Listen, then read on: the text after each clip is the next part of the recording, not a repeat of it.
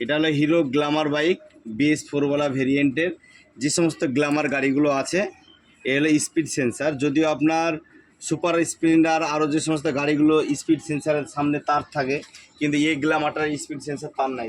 যেমন দেখুন, এই যে এর সামনে চাকার সঙ্গে কোনো স্পিডের সম্পর্ক নেই, এর সম্পর্ক হলো পিছের চাকার সঙ্গে।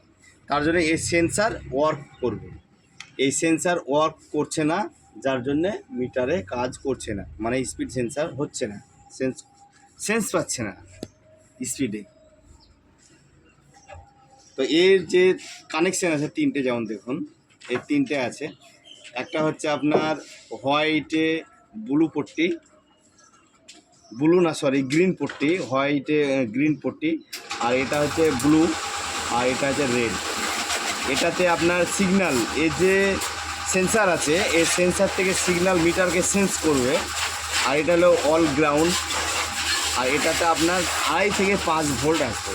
মাল্টিমিটার দিয়ে টেস্ট করে 2.5 থেকে 5 ভোল্ট আসবে, তাহলে এ মিটারকে সবসময় সেন্স দেবে, সেন্স দেবে স্পিডের সেন্সটা মিটারকে দিয়ে মিটার করে শো করবে।